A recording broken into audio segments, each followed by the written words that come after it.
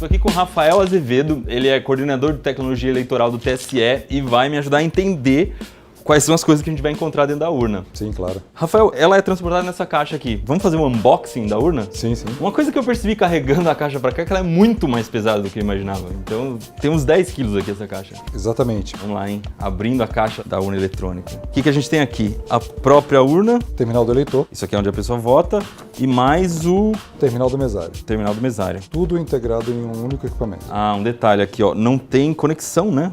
Ele fica completamente preso já. Não tem como a pessoa desconectar. Exatamente, para facilitar a vida do mesário, ele não precisar ser tão treinado. É muito pesado isso aqui. E mais uma tomada, né? Não tem absolutamente nada, é muito simples. Exatamente, a única conexão que a pessoa tem que fazer é essa e ligar na chave, né? Liga, desliga. Vou mostrar atrás dela aqui que uma das perguntas que mais me fizeram eram as conexões que ela tem. Se ela tem um cabo de rede, se ela tem Wi-Fi, como é que funciona atrás. Então tá aqui, não tem... A princípio só tem uma fonte aqui, né? Essa é uma saída aqui para eventual uso de impressoras de voto, né? Não chegou a ser utilizado esse ano. Mas já está preparada para isso caso se mude a legislação. Isso, embora esse tipo de conexão não é tão boa de ser utilizada na eleição. O ideal é que tivesse algo que o mesário já conseguisse acoplar de uma vez só. Qualquer possibilidade aqui de erro, ele vai acontecer numa escala grande como é uma eleição. Quantas dessas tem na eleição? São 460 mil sessões, mais ou menos, né? Mas nós temos 550 mil urnas, porque o restante é para poder estar preparada para substituir as primeiras em caso de Se falha. der um errinho de 1%, é um erro gigantesco. Exatamente. E aqui a gente tem o quê? É um fone de ouvido? Não, esse é um controle de brilho da tela. Tá aqui o fone de ouvido. O fone de ouvido aqui, a única interface que não é lacrada, vamos dizer assim, de dados, é uma interface de saída. Nós temos tampas e duas interfaces USB para uso futuro, também, caso ligasse uma impressora e energia estaria aqui, e uma das USB estaria aqui. Tá, e aqui eu tô vendo que tem um painelzinho que tá lacrado também, né? Esse é o compartimento da bateria. Aí você pode usar a sua chave. Já posso começar a desmontar? Aqui tem uma bateria, dá para tirar? Sim. Uma bateria parecida com um alarme, né? Pode até desconectar se quiser. Então, para quem não sabe por que tem uma impressora aqui, não é porque o voto é impresso, mas quando você liga a máquina, ela tem que imprimir uma zerésima, né, que chama. Exatamente, que mostra que cada candidato não tem nenhum voto, né? Mostra todos os candidatos da urna sem nenhum voto. Você estava me contando que isso pode ser um papel meio gigante, né, quando tem muito candidato. Sim, me falaram aqui, né, aqui em São Paulo, 12,7 metros, que mostra todos os candidatos de uma urna. E no final também tem que imprimir um relatório. Sim, aí é o boletim de urna. Um dos relatórios é o boletim de urna, que são impressos em várias cópias. Nesse boletim de urna que tem o resultado da apuração da sessão eleitoral. Que fica na porta e todo mundo ficou trocando por WhatsApp na última eleição esses resultados. Exatamente. Uma das cópias fica fixada na sessão eleitoral, o presidente de mesa leva outra e tem várias outras destinações. São 5 obrigatórias e mais 5 opcionais, caso tenha um fiscal de partido lá que queira e que solicite no momento do Então encerramento. tem que estar preparado para imprimir um monte. Vamos continuar aqui. Agora eu não sei por onde começar não, hein? Primeiro a impressora. Vamos tirar a impressora. É para rachar completamente e puxar pelas laterais. Então essa é a impressora da urna. Primeira coisa curiosa é essa interface aqui, não é Centronics, essa é uma impressora USB. Então isso aqui é muito mais robusto para poder aguentar a urna sendo transportada em estrada de terra, etc. Aqui tá, bichinho. E já vem um papel timbrado, né? Não sei se o nome disso é timbrado, mas ele tem a marca da Justiça Eleitoral. É o brasão da República e aí ele tem uma guilhotina aqui. Esse dispositivo, esse motorzinho é só para cortar o papel ao final. Só a impressora e a bateria já ocuparam aqui metade da urna, né? Por que é uma calculadora gigante aqui e não um aparelhinho de celular, né? Ele tem que ser robusto e ele tem que ser universal para todos os eleitores. Então muita gente está acostumada com tecnologia, né?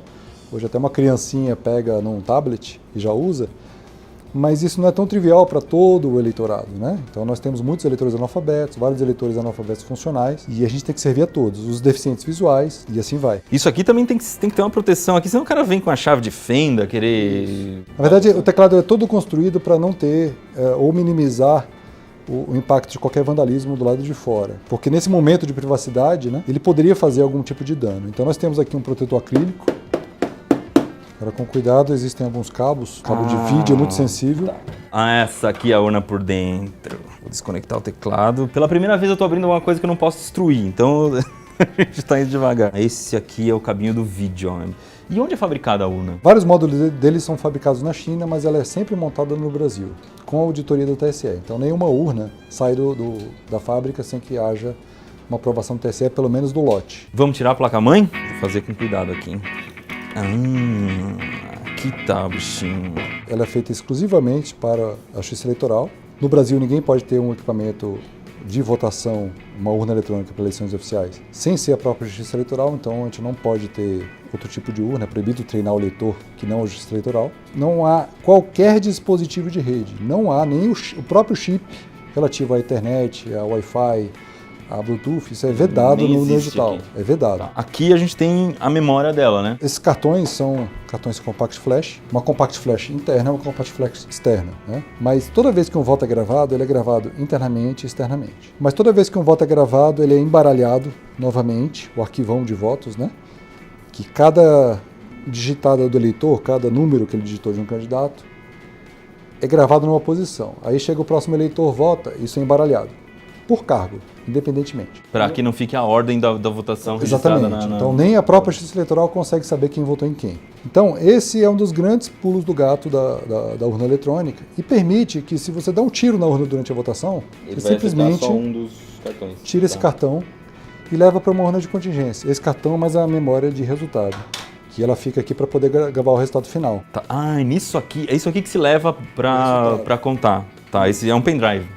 É um pendrive, ele não tem nada de hardware diferenciado, apenas uma memória de melhor qualidade, mas o formato dele é feito para que ninguém consiga colocá-lo invertido, porque a gente não pode garantir que no Brasil inteiro os mesários tenham alguma afinidade com tecnologia. Agora eu entendi, são 3 memórias, na verdade. São 3 memórias. Uma fica dentro fixa, essa aqui é removível e mais o... A outra é removível, só que o mesário só mexe nessa. Então se uma urna der problema, eu tiro essa mídia, vou tirar a mídia de resultado, transportar para uma urna que foi preparada sem candidatos e sem eleitores, é uma urna de contingência. Quando eu ligar a urna, ela vai perceber que dentro não tem votos, que fora tem uma mídia com votos já, até aquele momento da votação, ele vai ressincronizar para dentro da urna e vai continuar a votação. Esse processo dura no máximo 5 minutos. Ah, é assim que você substitui uma urna na hora que dá pau. Exatamente. E dá, né? Algumas urnas dessas 400 mil, uma outra vai dar problema. 2% é relativamente normal de ocorrer. Você me falou também que é criptografada a comunicação entre a placa-mãe e o teclado. Exatamente. Essa é uma resina epóxi, então ele é blindado. Para ninguém instalar um negócio quando você digite um número saia outro na máquina. Exatamente. Ele é protegido também para ninguém colocar nenhum tipo de chupa-cabra no dispositivo que fique gravando as teclas. Ah, tá. Chupa-cabra seria um keylogger, um software que registra tudo que as pessoas digitaram. Exatamente. Caramba, não é um tecladinho de calculadora. Não é. Ele tem um processador ARM específico aqui. O processador ARM é o que a gente tem no celular. Vamos lá tirar a fonte, então. O que tem de especial na fonte? Ela tem uma entrada para bateria externa. A urna pode ser alimentada por uma bateria de carro, inclusive, se for necessário. Ela é inteligente o suficiente, como eu falei, para poder desligar sozinha caso o software esteja travado. E se eu conectar, por exemplo, uma alimentação externa, ele vai registrar também. Vai estar Vai gravar em log, inclusive. Ela fica armazenando todos os eventos.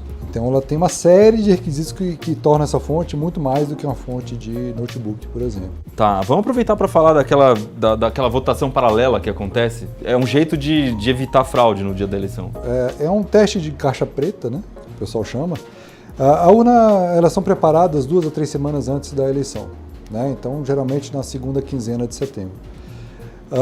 Elas são preparadas em cerimônia pública, são chamados os partidos políticos, o Ministério Público, através de editais públicos, são geradas as mídias primeiro, então esses cartões de memória de carga são gerados. Depois que elas são preparadas... Você vai colocar esse cartão e ela vai colocar o programa para dentro. Exatamente. O nome dos candidatos, as sessões... Os eleitores daquela sessão especificamente. Um eleitor no Brasil só vota em uma sessão específica. Depois de preparar toda a urna, a gente lacra, com esse lacre aqui especial, toda a urna, então tem um lacrezinho para cada interface, e uma etiqueta que nós colamos num comprovante de carga. A urna só vai ser ligada no dia seguinte para a votação, às 7 horas da manhã, e emitir a zerésima. Só que nesse sábado são sorteadas urnas.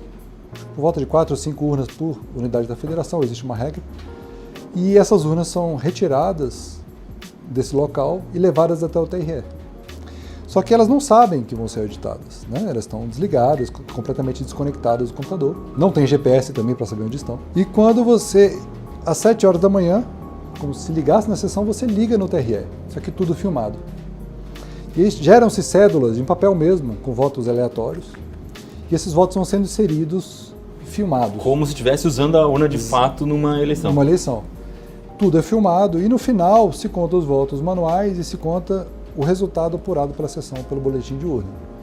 E até hoje, desde 2002, quando foi inserida esse processo de votação paralela, nunca houve divergência. Vamos desmontar o Terminal do mesário. O terminal?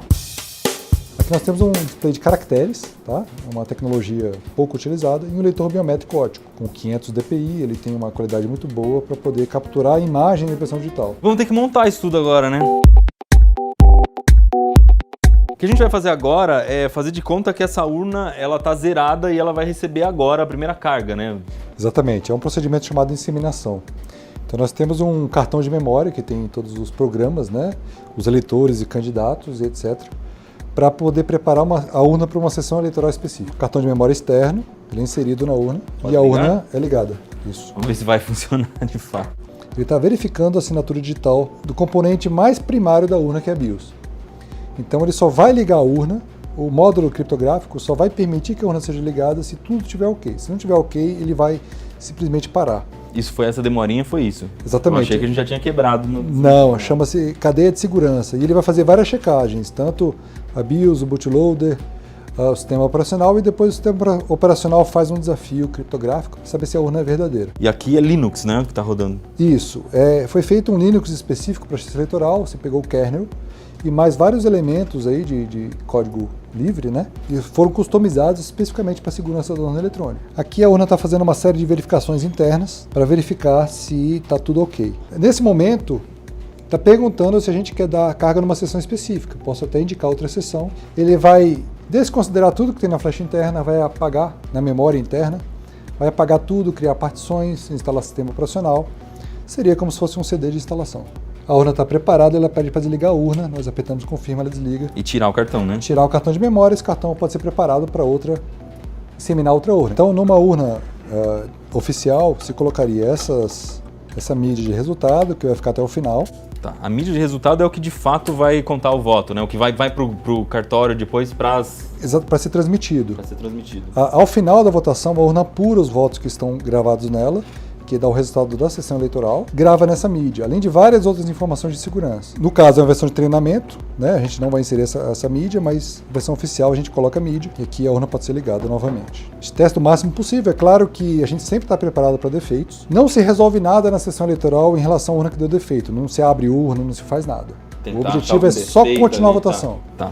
Quebrou de novo, troca por outra urna. Não existe senha, não existe nada que alguém tem uma senha de administrador. Uma senha mestra, uma chave mestra. Não existe. A urna parou. 2 a 3 semanas antes da eleição, todas as urnas são preparadas. Então, o estado de São Paulo, por exemplo, tem que preparar mais de 110 mil urnas, fazer esse procedimento de lacração, etc., num prazo de 2 a 3 semanas, no máximo. E ainda chegar nos locais adequados, ou seja, sair do cartório eleitoral, no caso de São Paulo, ou no caso de Amazonas, do norte do país e outros locais, a urna ser deslocada às vezes de barco, de helicóptero da Força Aérea, de avião, na ilha de Marajó, em lombo de búfalo, para poder chegar. Não existe situação, não vou levar uma urna para uma sessão eleitoral porque o clima não está favorável. Ela tem que chegar de qualquer jeito. Então aqui a gente testa, temos aqui teste do teclado, teste alto-falante, ele pede para digitar qualquer tecla. Aqui se testa as teclas.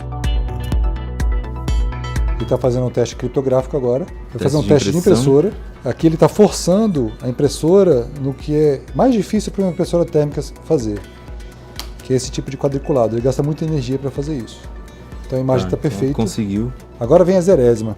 Aqui ele está perguntando se você quer imprimir a zerésima porque é treinamento, mas é obrigatório no software oficial. Vamos mostrar a zerésima, como é que é? Posso imprimir? Pode. Aqui, na verdade, ele começou simulando antes de imprimir a tela que todo mesário vê antes de imprimir a zerésima. Antes de iniciar a votação. Então, apertando confirma, você pode imprimir a zerésima. Aqui temos poucos candidatos, mas o estado como São Paulo tem uma zerésima de até 12,7 metros, mais ou menos. De tantos candidatos que temos, é deputado estadual, deputado federal, governador, senador, presidente. A zerésima mostra que não tem nenhum voto dentro da máquina. Mas mostra todos os candidatos listados. Garçom, motorista bombeiro, Páscoa, Réveillon, Festa da Uva. Festa da Uva é um bom candidato, eu acho. Aqui está simulando a votação, ele aceita qualquer número nesse software de demonstração. Digita o número do título e ele já abre. Normalmente, se tivesse biometria, ele exigiria que fosse reconhecido a impressão digital. Tá, e aí eu posso votar aqui essa é a lista de candidatos. Isso, escolha de deputado federal. Deputado federal, eu vou votar aqui no Sertanejo 92. Deputado estadual. Vou votar aqui no frevo. Senador. Senador na natação. Primeira vaga. Ah, Se votar no mesmo senador na natação, na segunda vaga, tenta Vai colocar. Voto nulo. é isso que acontece se votar 2 vezes no mesmo senador? Você acabou votando de um jeito um pouco errado, não muito recomendável. O quê? Você digitou e já apertou confirma. O ideal é que se digite o número, por exemplo, 91, Aí eu olho, checo. checa a sua foto e aperte confirma. Olha só, hein? Já tomei bronca. Agora aqui. eu já votei para governador para você, tá? Não Tô deveria. votando errado. Vamos votar para presidente agora, né? Agora sim. Tem foto do se tá tudo presidente, do certo. vice-presidente, está tudo ok. E aí eu confirmo. Ele vai ter uma barra de progresso, nesse momento é muito importante, isso causou dúvida, porque essa barra de progresso, ele vai fazer uma série de integridades, vai reembaralhar os votos, vai assinar digitalmente os arquivos de votos, uma única vez, vai gravar nas 2 mídias, vai checar novamente se está tudo ok.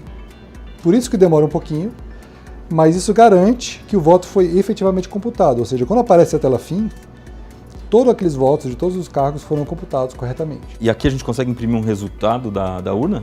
Como é um software de De treinamento ele vai deixar. Exatamente. Votação encerrada. Aí ele vai começar a contar todos os votos que tem embaralhados dentro da urna e vai imprimir o boletim de urna. Aqui o treinamento ele vai perguntar se quer. Vamos ver, hein, se tem voto na professora. São feitos 5 vias de BU. Tá.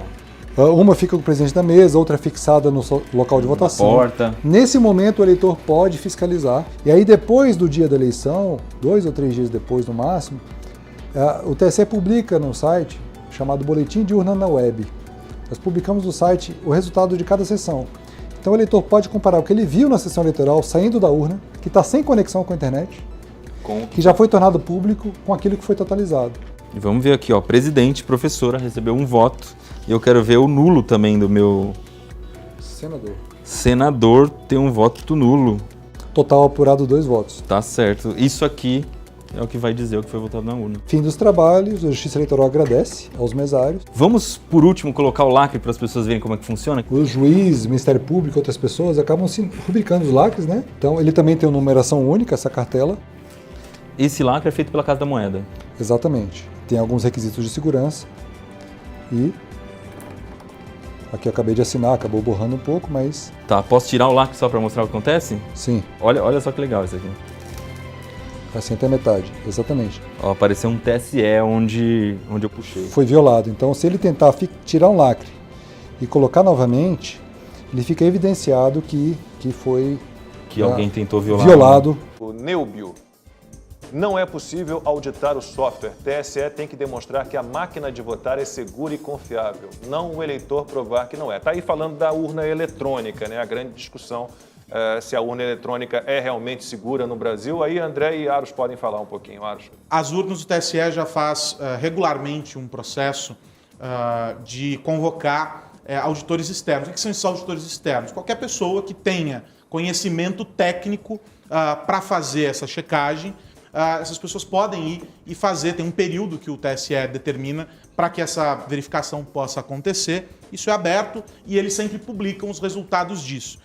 Fazendo uma comparação, alguns bancos, algumas empresas oferecem o mesmo modelo, óbvio que não de maneira tão ampla, para quem puder quebrar códigos e quem quebrar o protocolo de segurança. É uma maneira de você dizer assim, olha, você conhece tanto sobre isso, vem aqui mostrar a inviolabilidade, garantir a inviolabilidade desse meu sistema. É algo mais ou menos parecido o que o TSE faz nesse processo. E por que eles dizem que não existe uma maneira de você invadir a urna? Porque ela, no momento da votação, na hora em que ela está ali, não existe nenhuma possibilidade de acesso externo. Se você tira a informação dali, ela automaticamente apresenta essa violação e não existe uma conexão à rede. A gente sempre brinca que a melhor maneira de você guardar algo que você não quer que ninguém acesse, pega aquilo, põe num pendrive e tranca no cofre. Porque ele não está conectado à internet, a chance de um vazamento é um pouco menor. Então, é nesse caso, mais ou menos nesse sentido, que o TSE atua com as urnas, fazendo todos os anos esse processo de convocação para que as pessoas façam essa auditoria. Então é seguro? O que os testes mostram até agora e como o TSE responde é que é seguro. André, concorda? É seguro? Quer dizer, não tem periféricos, não está ligado a uma rede? É segura a urna eletrônica brasileira? ela não é inviolável, mas ela é segura. Assim, o processo é seguro. Ainda existe a possibilidade de impressão dos votos. Existem recursos manuais e físicos para, de alguma maneira, validar as informações lógicas que estão armazenadas nela. É claro que, uma vez conectada, ela sim poderia ser hackeada, sem dúvida nenhuma, tudo pode ser, mas o processo inteiro, quando a gente enxerga esse ponto que o Aros colocou, dela não estar conectada, quando a gente tem a possibilidade de impressão dos votos para validação dessa contagem, quando tem o transporte, segurança no transporte, a gente pode entender que ela sim é segura. Eletrônicas. Como é que você teve o contato com as urnas e que tipo de vulnerabilidade você percebeu nela? Isso é muito sério, porque quando a gente pensa em eleições, as eleições aqui no Brasil têm esse alto nível tecnológico das urnas eletrônicas, a gente espera, no mínimo, transparência, a gente espera confiabilidade nessas urnas eletrônicas. E saber que, de alguma forma, elas são vulneráveis é muito assustador para a gente como eleitor, como cidadão brasileiro. Como é que foi a tua experiência de contato com as urnas eletrônicas? Certo. Então, meu primeiro envolvimento foi em 2012, eu era professor da Universidade de Brasília na época. Aí eu participei de testes organizados pelo TSE. Então, antes de cada eleição, o TSE organizava um conjunto de testes restritos, então a gente tinha que obedecer uma série de regulamentações e de restrições, que esses testes permitiam a pesquisadores da indústria e da academia avaliar a segurança dos mecanismos implantados no software de votação presente, instalado nas urnas eletrônicas antes da eleição. Então, eu participei coordenando uma equipe da UNB. Foi um teste bem curto, assim, a gente teve apenas 3 dias para atacar o sistema e apenas 5 horas para observar o software, o código-fonte do software de votação, né, que é aquilo que os programadores de fato escrevem, assim, depois é transformado no formato binário que a urna executa. E a gente, nessas 5 horas, encontrou uma série de vulnerabilidades. Assim. Talvez a mais grave tenha sido foi que a gente utilizou para montar um ataque, foi a vulnerabilidade que nos permitiu vencer esses testes, era um concurso também, tinha a ver com o sigilo do voto. Então, a gente conseguiu, em eleições simuladas, reconstruir a ordem original de votação. A gente conseguia determinar com absoluta certeza como votou o primeiro eleitor, o segundo eleitor, o terceiro eleitor e assim por diante, baseado apenas em informação pública. A gente não precisava de uma informação privilegiada para conseguir reconstruir essa ordem de votação. E essa mesma vulnerabilidade permitiria um outro ataque que funcionaria da seguinte forma: vamos supor um eleitor ilustre que votou num certo instante de tempo.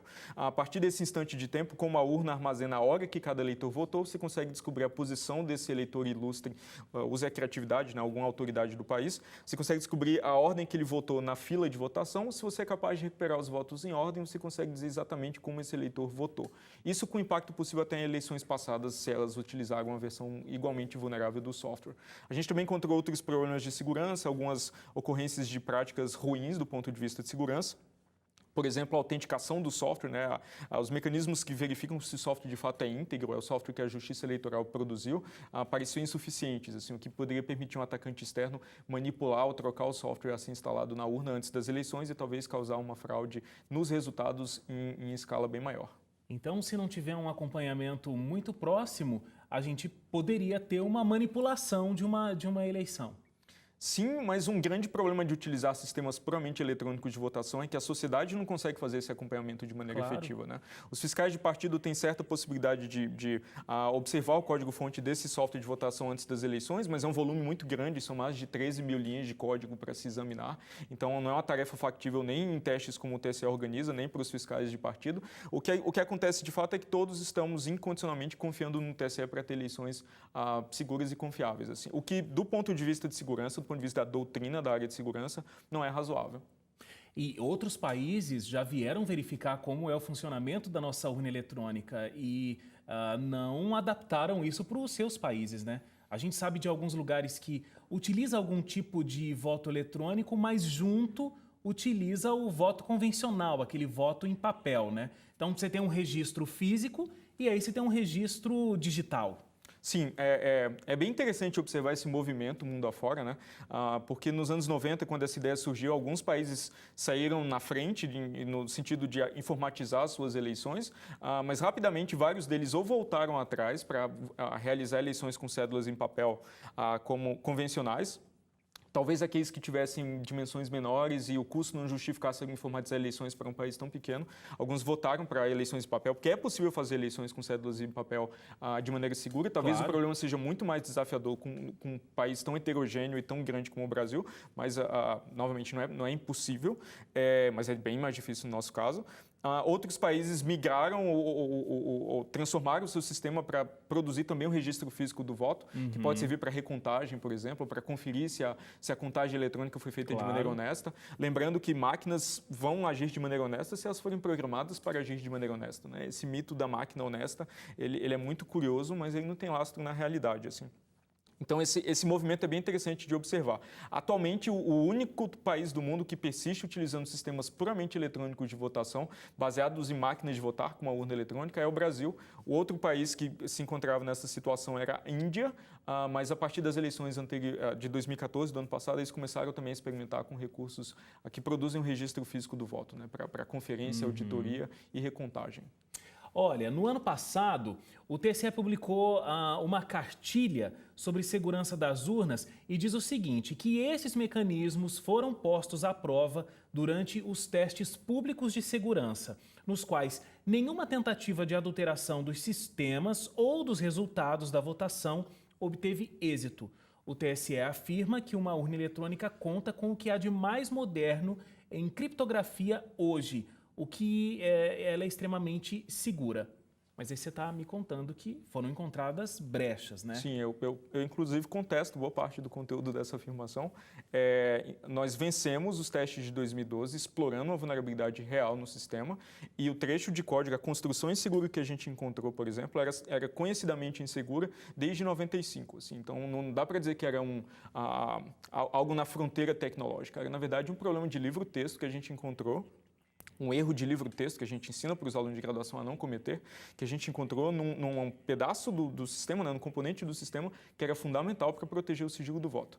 Então, eu acredito, assim, eu posso afirmar, né, que a gente observou vários outros problemas do ponto de vista de segurança. Então, eu diria que o que a gente observou nas evidências técnicas que a gente coletou a partir do sistema, de fato, não satisfazem a definição ou a noção de segurança que o TSE costuma transmitir em suas propagandas. Você falou que é complicado, a sociedade não pode acompanhar, a gente tem que confiar todo o processo de segurança ao TSE. Me explica uma questão. Se, por exemplo, acontecer algum tipo de adulteração de voto, algum tipo de quebra de sigilo de voto, porque eu posso ir lá reconstituir a ordem, posso saber que celebridade votou em alguém ou alguma pessoa simples votou em alguém. Se isso acontecer, seria via um processo do TSE, porque o TSE afirma que é muito complicado um ataque às urnas eletrônicas porque elas não têm nenhum tipo de conexão à internet, como a gente estava falando agora há pouco dos celulares ou até dos caixas eletrônicos. Sim. Então, é isso mesmo? É difícil que aconteça um ataque às urnas eletrônicas fora do TSE? Para acontecer algum tipo de adulteração de voto ou algo semelhante, teria que ser um processo do próprio TSE se corrompendo, uma corrupção dentro do TSE. Vamos tentar partir a pergunta em duas algumas partes. Assim, exato. Bem, um sistema puramente eletrônico de votação, talvez ele produza evidências de fraude para quem controla o sistema. Assim. Então, talvez o TSE esteja numa posição privilegiada para determinar que tipo de fraude funciona ou não funciona contra o sistema. Isso é evidente. Assim. Para a sociedade, é muito difícil a gente, de fato, conseguir fiscalizar, porque o cidadão que vota na urna, ou o especialista que é interessado pelo assunto, ele não consegue, enquanto ele vota, por exemplo, saber se o sistema registra as escolhas dele de maneira correta, certo? preferível do ponto de vista de segurança que a urna não tenha conexão à internet, senão aquela superfície de ataque que eu descrevi anteriormente acabou de ficar maior. Claro. Porque agora você tem mais uma conexão para proteger, essa conexão de repente, se ela for sem fio, por exemplo, é um vetor de ataque que um atacante pode utilizar. Então, é preferível que essa conexão não exista. Mas, ao mesmo tempo, é bom lembrar que a urna eletrônica interage com máquinas via cartões de memória que têm conexão com a internet. Por exemplo, quando a gente termina a votação, a urna produz uma série de arquivos num pendrive chamado a mídia de resultados.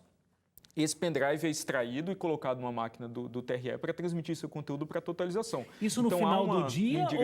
Isso no final do dia ou durante a votação? Encheu aquele cartão, troca o cartão? Como é que... Esse caso específico da mídia de resultados é no final do dia. No final do dia. Mas talvez um ponto bem mais sensível que eu acho importante descrever é o processo de transmissão e instalação do software, porque o software é produzido no TSE, o TSE é responsável por escrever o software de votação, e é transmitido para país afora via algum tipo de conexão. Eles dizem que é um link dedicado, mas eu suponho que esse tráfego passa pela internet em certo ponto, ou pelo menos existem operadores que transmitem o software do TSE para os TREs para ele ser gravado em cartões que instalam software na urna. Então, se há algum tipo de manipulação durante a transmissão desse software ou nos cartões que já tem o software a ser instalado na urna eletrônica, você pode, de fato, infectar um conjunto de urnas com um software malicioso que não mais vai se comportar de maneira honesta, isso mesmo antes das eleições acontecerem. Então, quando eu observo o funcionamento, o processo eleitoral no Brasil, algo que me chama bastante atenção e que me preocupa é essa possibilidade de existir algum tipo de fraude interna que não implica necessariamente na corrupção da instituição como um todo, assim, pode ser simplesmente um agente malicioso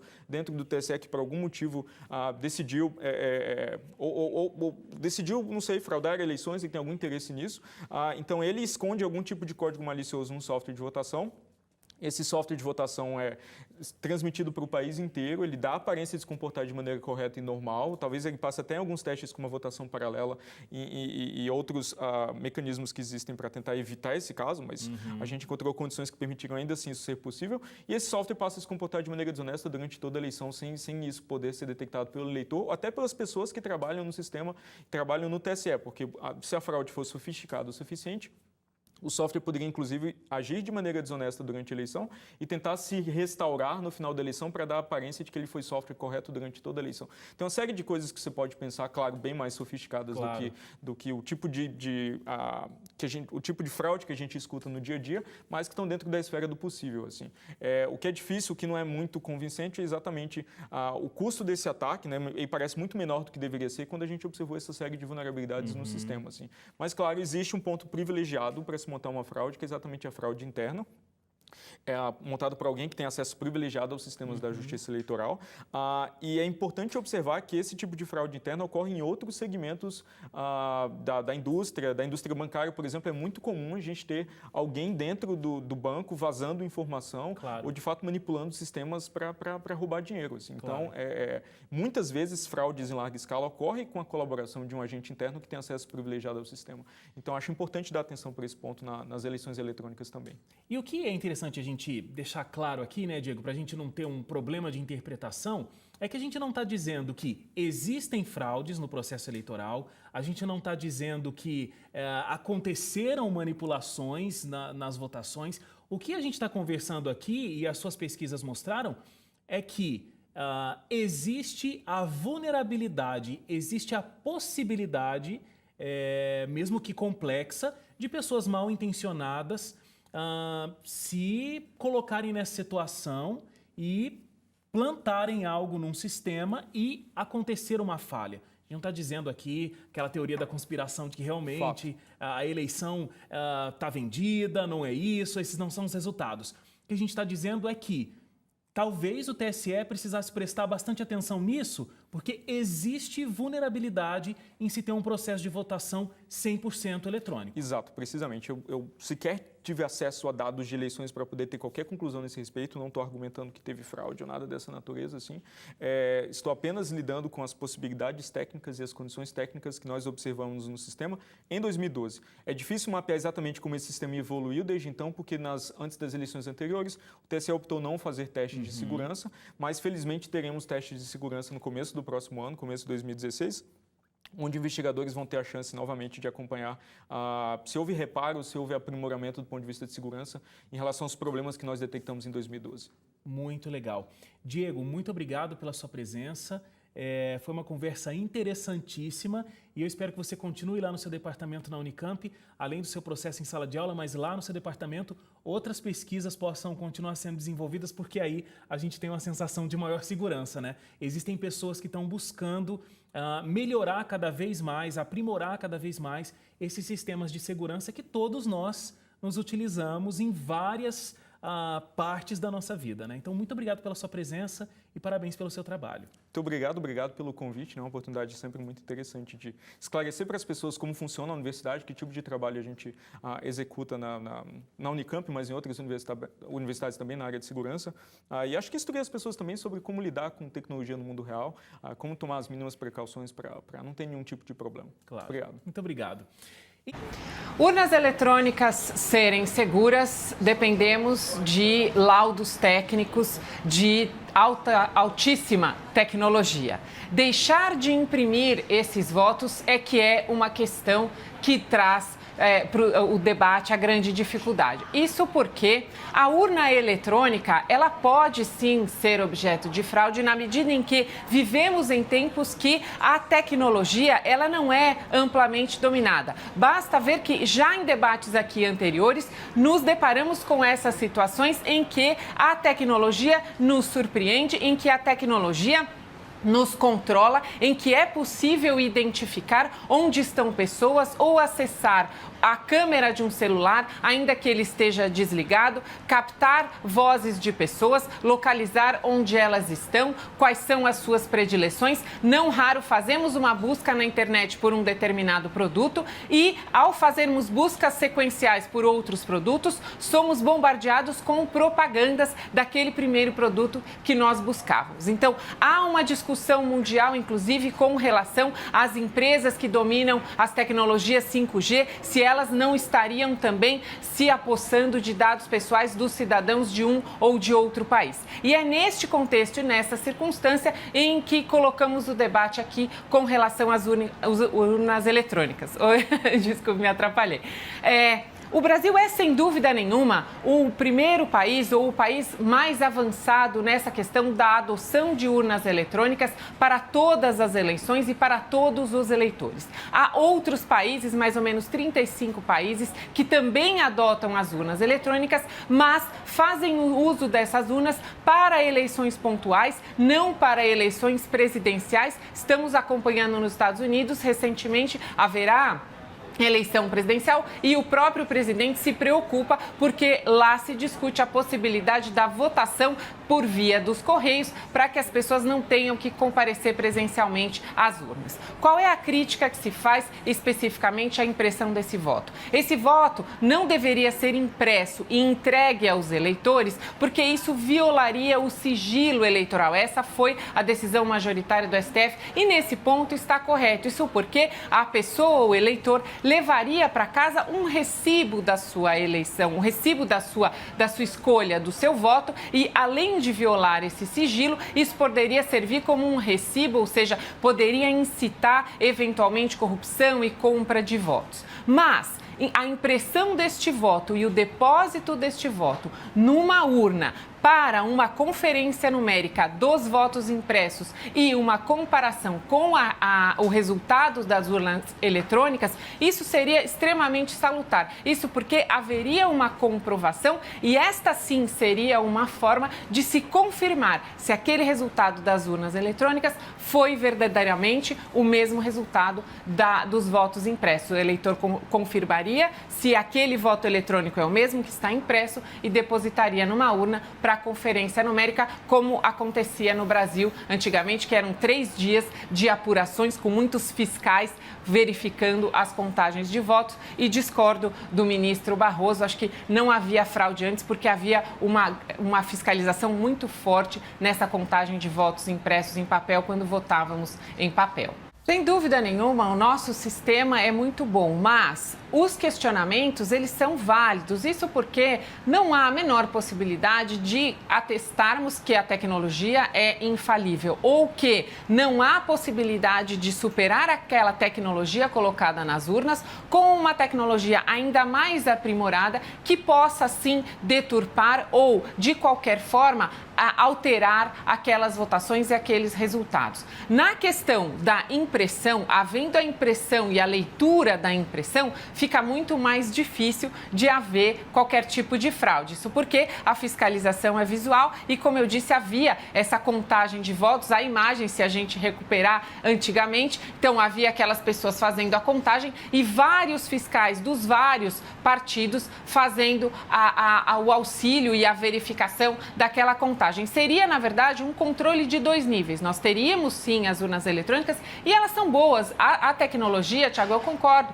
ela é muito importante e ela traz o progresso para as pessoas. A única coisa é que não há como se afirmar que as urnas estão protegidas de todo e qualquer tipo de fraude. Esse, inclusive, foi o argumento do próprio ministro relator Gilmar Mendes ao considerar inconstitucional e ao fundamentar o seu voto pelo não à impressão dos votos pelas urnas eletrônicas. Ele disse, olha, se nós precisarmos criar impressoras que sejam capazes de imprimir esses votos e, sem deturpá-los, lacrá-los para que eles sejam invioláveis, então aí já estaríamos dando a possibilidade de hackeamento das urnas eletrônicas via impressoras. Esse foi um dos argumentos que ele trouxe. Então, realmente, imprimir e entregar ao eleitor, não é possível fazê-lo. O eleitor recebe somente a comprovação de que ele exerceu o seu direito e de que ele votou. Isso até para apresentar aos outros órgãos públicos. Mas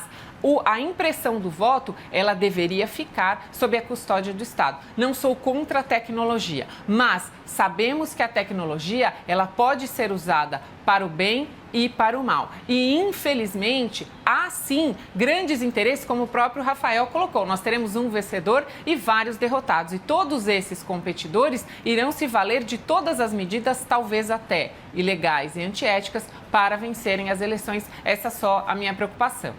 Gisele? É isso. Na verdade, não é alterar, é aprimorar e complementar. Então, todas essas fases que você descreveu e todos esses controles, Thiago, são excelentes e eles, inclusive, são aprimorados de tempos em tempos. A sugestão é só que, havendo a impressão, o depósito na urna, haveria essa recontagem ou essa contagem de votos impressos e a comparação adicionada a todos esses controles anteriores. Então, é só essa a minha crítica. Impressão, não entregar ao eleitor, depósito na urna após a conferência do eleitor e a contagem. O único prejuízo que teríamos é que teria o tempo de contagem desses votos, que mais ou menos acho que 1 ou 2 dias, porque somos muitos eleitores. Então, nós teríamos a contagem das urnas, dos votos impressos, atrasando em 2 dias o resultado dos votos impressos para comparação com os votos eletrônicos. Agora, uma outra coisa um outro ponto que eu queria chamar a atenção, Thiago, há toda essa questão e todo esse questionamento com relação às urnas eletrônicas, há muitos vídeos na internet e realmente muitas teorias da conspiração com relação a isso. Mas um outro ponto que é importante e que o TSE tem lá no site uma série de explicações e há explicações realmente detalhadas, até um capítulo sobre a segurança da urna, que faz essa explicação detalhada que você muito bem colocou aqui com relação a todo esse passo a passo. Mas um outro ponto que o TSE precisa tomar cuidado é com a quantidade de títulos de eleitor por cidadão. É preciso que haja garantia, porque também esse aspecto foi questionado. Havia uma mesma pessoa com vários ou com múltiplos títulos de eleitor e fazendo vários votos. Essa é uma suscitação importante e este é um outro ponto que deve ser um ponto de atenção do TSE, porque esta também é uma fraude absolutamente relevante que pode ter impacto no resultado das eleições. Então, e a pré-eletrônica, né? Que é um problema já no registro só, né? Exatamente. Então, essa também é uma outra questão que deve ser colocada. Inclusive, a própria urna eletrônica, ela poderia resolver esse problema limitando que cada CPF fizesse unicamente um voto. Mas também houve essa suscitação. Eleições são sempre momentos de amplas discussões, não sem razão que o direito eleitoral está tão à frente dos outros ramos do direito nessa questão de tecnologia, porque realmente cada eleitor quer fazer valer o seu voto e quer que o seu candidato seja o eleito para as próximas gestões. Então é natural a dúvida que eu tenho aqui é assim... As urnas eletrônicas e a proximidade com as eleições nos trazem todas essas dúvidas com relação a se a tecnologia realmente reflete ou refletirá o nosso voto ou se o nosso voto será de alguma maneira adulterado e usado para eleger este ou aquele político que não foi exatamente o candidato que escolhemos. Essas dúvidas, elas ficam sempre no ar e a sugestão que fizemos e que eu fiz aqui hoje foi justamente a contrária à decisão do STF pela manutenção dos votos impressos. Isso porque o papel, ele nunca deixa dúvidas. Um voto escrito, uma palavra escrita num pedaço de papel, ela não pode ser mudada a não ser que haja uma rasura e essa rasura ela é facilmente identificada. Ontem, o STF decidiu pelas urnas eletrônicas, pela inconstitucionalidade da impressão e entrega dos votos aos eleitores, o que é absolutamente correto, mas que fique então para o debate se não seria uma possibilidade a impressão dos votos, o depósito na urna e a contagem desses votos como mais um mecanismo de segurança para garantir que os eleitos foram mesmo aqueles escolhidos pela maioria da população. Muito legal, muito bacana, hackers de fato agindo para o bem, como sempre, que é também o que a gente vê no maior congresso de hackers que acontece em Las Vegas, certo? Exatamente. E onde as urnas eletrônicas foram monitoradas e o que se viu é que o sinal amarelo está aceso. Nenhuma urna eletrônica deixa de ser vulnerável, é isso? É isso, Cecília. O que acontece? Foi realizada há alguns dias a maior conferência de hackers do planeta, que se chama DEF CON. É uma conferência que acontece em Las Vegas e reúne não só hackers, mas agentes do governo, advogados, jornalistas, que estão lá para pensar na questão da segurança dos sistemas eletrônicos. E a novidade da DEF CON desse ano, que acontece desde 1993, é que eles fizeram uma coisa que eles nunca tinham feito. Eles foram testar a segurança das urnas digitais. Pegaram lá vários modelos, os hackers ficaram testando a segurança daqueles aparelhos e todos, invariavelmente todos, foram hackeados em menos de 2 horas. Então, isso levantou um sinal que para o Brasil não é uma luz vermelha. A gente tem que lidar com calma com essa situação, porque também depois as pessoas ficam achando que isso tem a ver com o Brasil. Não, isso aconteceu nos Estados Unidos com alguns modelos e não é claro se o modelo da urna brasileira específico foi uma dessas que foram testadas ou não. É o fabricante, exatamente, né, da urna brasileira. Uma das máquinas que foram hackeadas é de um fabricante que fabrica a urna no Brasil. Agora, o ponto principal aqui é o que pode ser feito para melhorar essas condições. Primeiro, transparência e auditabilidade. O recado que essa conferência passa para o mundo e para países que usam urna eletrônica como o Brasil é de que quanto mais uma urna pudesse ser testada, pudesse ser explorada, investigada, hackeada para fins de testes, mais segura ela vai se tornar. Então não tem essa história de que a urna brasileira é uma urna singularmente inviolável. Toda urna digital nada mais é do que um computador. E um computador, para ele ter a sua segurança aprimorada, ele precisa estar sujeito a testes de estresse permanentes, tem que ser o tempo inteiro. Outra coisa, software livre, o software precisa ser auditável, o código precisa ser auditável, a comunidade científica do Brasil tem que estar envolvida nessa questão da auditabilidade. E, por fim, mais transparência. Eu fui no site do TSE procurar os documentos sobre segurança da urna, quando eu vi essa notícia, e tudo que eu encontrei foi um diagrama, um gráfico de uma página que não serve para, vamos dizer, para ninguém que tenha um olhar mais científico acadêmico, não serve para absolutamente nada. Enfim, a gente tem um grupo aqui que pode trabalhar nisso, né? Que pode hackear N vezes as nossas urnas eletrônicas. Isso que a Polícia Federal fez na notícia anterior que a gente falou, de fazer um hackathon, né? Reunir especialistas para poder trabalhar no aprimoramento de sistemas de combate à pedofilia. Isso pode ser feito para a segurança da urna também. Você pode pegar a urna brasileira, reunir especialistas da academia, cientistas da computação e falar, pessoal, vamos ver quais são as vulnerabilidades, quais são os tipos de ataque. Então, falta isso no Brasil. Aqui no Brasil, a urna fica protegidinha, ninguém tem acesso a ela, ninguém consegue auditar. E do ponto de vista de segurança da informação, tem que ser exatamente o contrário. Quanto mais testes e quanto mais conhecimento a gente tiver, mais segura vai ser a urna.